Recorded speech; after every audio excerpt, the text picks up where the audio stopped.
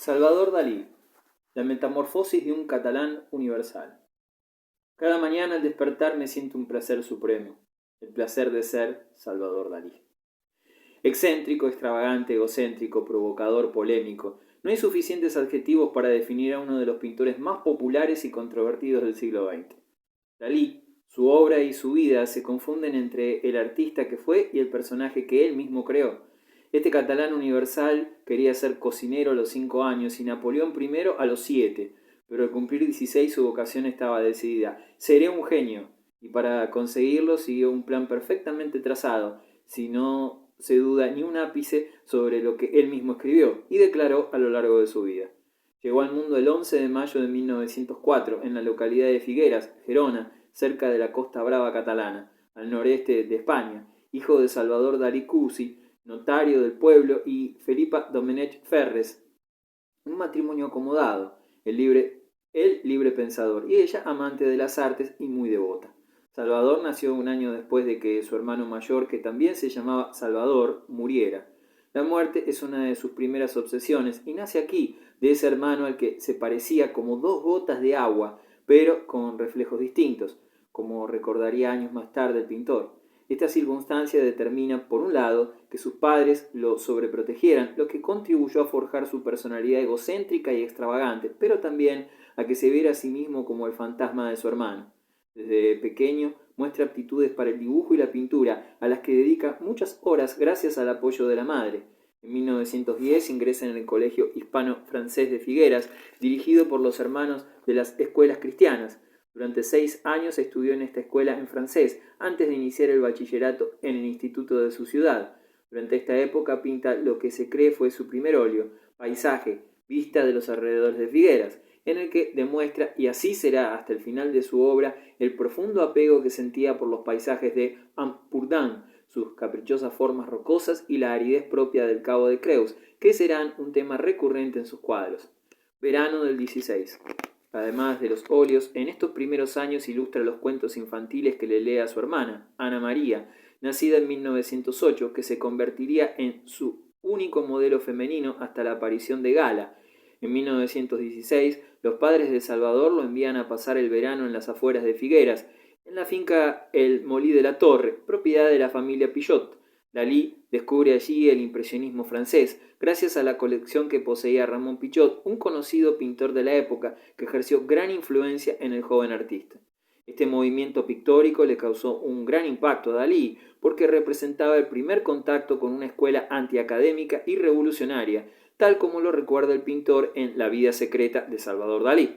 Del impresionismo rescata la yuxtaposición de colores y el puntillismo, otro elemento que adquiere fuerza durante este verano y que se repite en su obra es el piano de cola, siempre presente en las veladas musicales que se celebraban en la casa Pichot. Al terminar el verano comienza el bachillerato y por las tardes refuerza la educación asistiendo a la escuela de los hermanos maristas. Siguiendo un consejo materno, acude a las clases del profesor Juan Núñez, quien era pintor, grabador y dibujante formado en la Escuela de Bellas Artes de Madrid y en Roma. En 1919 expone sus primeros cuadros en el Teatro Municipal de Figueras, que en el futuro se convertirá en su museo. En una colectiva patrocinada por la Societat de Concrets, la crítica de la época asegura que el joven Dalí Domenech se convertirá en un gran pintor. La actividad creativa de Dalí no se limita a la pintura, como ocurrirá a lo largo de su vida. Colabora en una revista que publica un grupo de estudiantes y amigos de su ciudad, Studium, en la que aprovecha para desarrollar estudios sobre los artistas que más admira en esa época, como Goya, El Greco, Durero, Leonardo, Miguel Ángel y Velázquez, aunque en el libro que escribió junto a Alain Bosquet, Conversaciones con Dalí, denostará todos los clásicos salvo a 3, Velázquez, Rafael y Vermeer.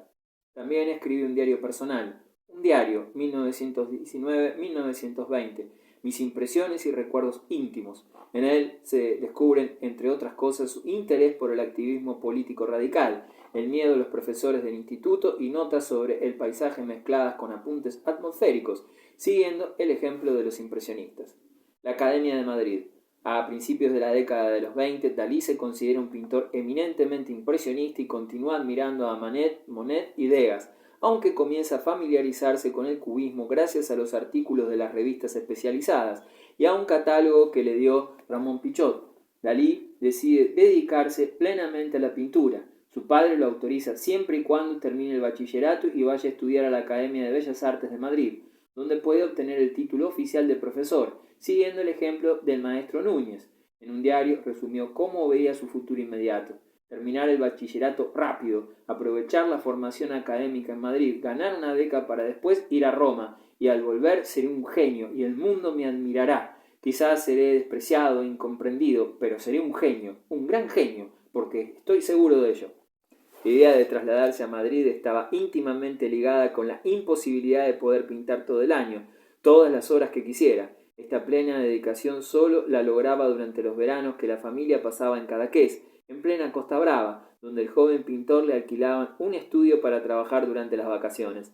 Entre 1921 y 1923 hay una actividad creativa y académica frenética muy marcada por la repentina muerte de la madre de Dalí, Felipa Domenech, en febrero de 1921. En enero del siguiente año participa en varias exposiciones y concursos, como el Concours d'Art Originals de Etudiants de la Asociación Catalana de Etudiants, celebrado en la Galería Dalmau de Barcelona.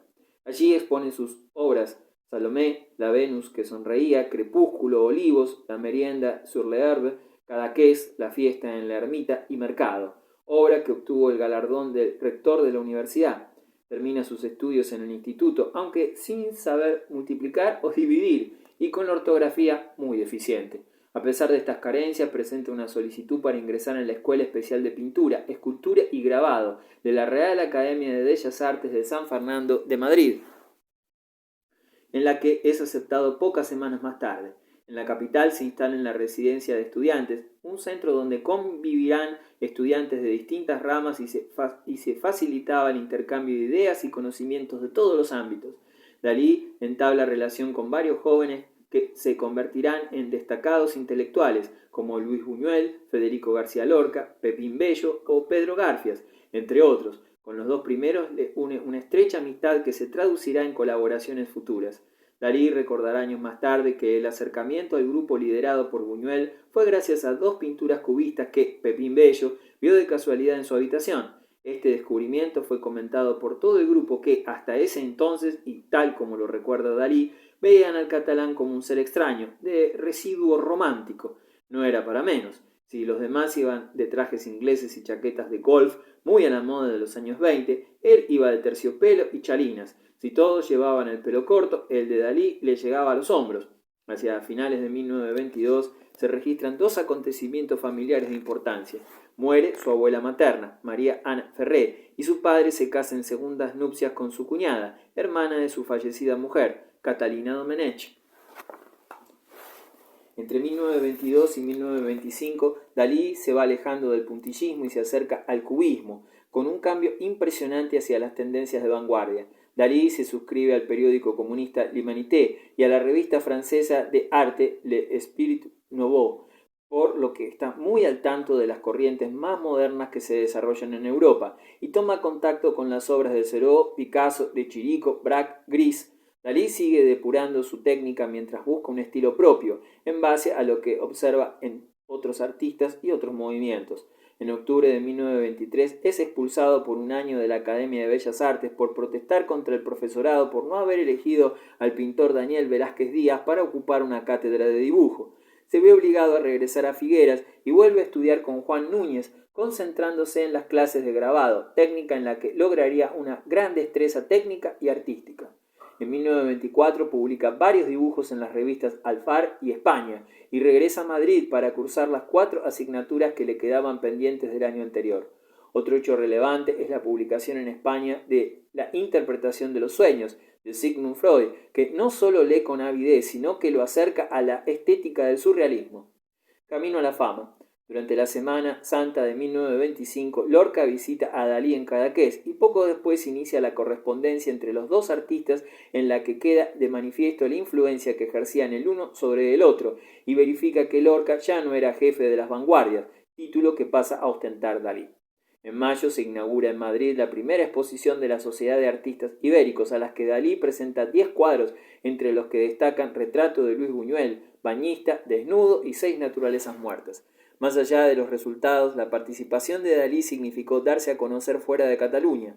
Ese año decide no ingresar en la academia para regresar a Figueras y preparar su primera exposición individual en Barcelona, que se inaugura a finales de año en la Galería Dalmau. Los cuadros se caracterizan por la presencia de un cubismo lírico y los contrastes entre luces y sombras en los que se adivinan influencias de los metafísicos italianos, de Chirico, Morandi, Carrà, quizás por los trabajos publicados en la revista Valori Plastici, a la que también estaban suscritos. La exposición tiene una buena acogida, aunque los pintores de la época piensan que el estilo de Dalí es demasiado cerebral. El resto del año lo consagra a preparar las pinturas que enviará en enero de 1926 al Salón Permanente del Círculo de Bellas Artes de Madrid, donde se celebra la exposición Arte Catalán Moderno. Dalí es uno de los 41 artistas que participan y expone Figura en una ventana y Venus y un marinero, homenaje a Salvat Papasseit, en la que hay una clara influencia de Picasso. La prensa madrileña reproduce sus cuadros y la crítica señala que Dalí es uno de los artistas más destacados de la colectiva, por lo que hay al menos de prometedor. Ese mismo año, en abril, Lorca publica su Oda a Salvador Dalí y el pintor se lo agradece regalándole una de las naturalezas muertas que presentó en la exposición de la Sociedad de Artistas. En el verano, Dalí viaja por primera vez a París en compañía de su madrastra y su hermana. Lleva cartas de presentación para André Breton y Marc Jacob y, a través del pintor Manuel Ángel Ortiz, muy amigo de Lorca, consigue conocer a Picasso. De esta visita queda un célebre diálogo. Dalí le dice a Picasso: «He venido a verle antes de ir al Louvre», a lo que el malagueño le respondió: «Ha hecho usted muy bien». En ese encuentro, Dalí le enseña a Picasso 2 cuadros, Muchacha de Figueras y Homenaje al noticiario de la Fox. En París se encuentra con Buñuel y asisten a las tertulias que organizan los pintores españoles en el Café de la Rotonde. También visitan el Louvre, la Casa Estudios de Millet, Versalles y viajan a Bruselas para visitar los museos reales. El plan original era regresar a Madrid a tiempo para que Dalí se examinara de las asignaturas del tercer curso de la academia, pero una vez en la capital española el pintor se resiste a ser examinado de teoría de las bellas artes por un grupo de profesores que, según él, no están a su altura. El Consejo de Disciplina de la Academia decide expulsarlo definitivamente de la institución. Regresa a Figueras y pinta con afán el resto del año para participar en varios salones que se celebran en Barcelona, como el primer Saló de Tardor y la exposición del modernismo pictórico catalán, confrontada a una selección de obras de artistas vanguardistas extranjeros, además de su segunda exposición individual en la Galería Dalmau. En esta época ha experimentado con el cubismo y las influencias más notorias provienen de pintores como Miró, de Chirico y Tanguy. Comienza a desarrollar un estilo casi fotográfico al que incorpora elementos asociados a los paisajes de su infancia, Figueras y Cadaqués, que le acercan ya al surrealismo. Dalí las define como fotografías pintadas a mano de irracionalidad concreta.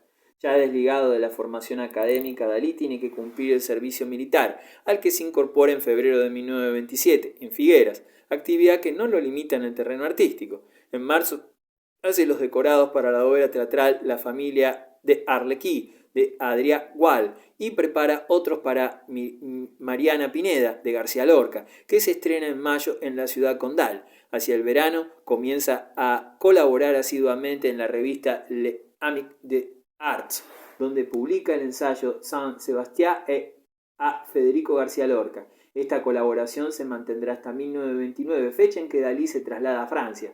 Cadaqués se convierte a partir de agosto en un centro de reunión. Primero, Dalí recibe a Lorca y a Regino Sainz, de la Mansa. En septiembre le toca el turno a Joan Miró y su marchante Pierre Loeb, quienes quedan impactados por las pinturas de Dalí, especialmente por aparato y mano. Loeb considera que Dalí aún navega demasiado deprisa de una influencia a otra, aunque se muestra convencido de que pronto el pintor encontrará una dirección.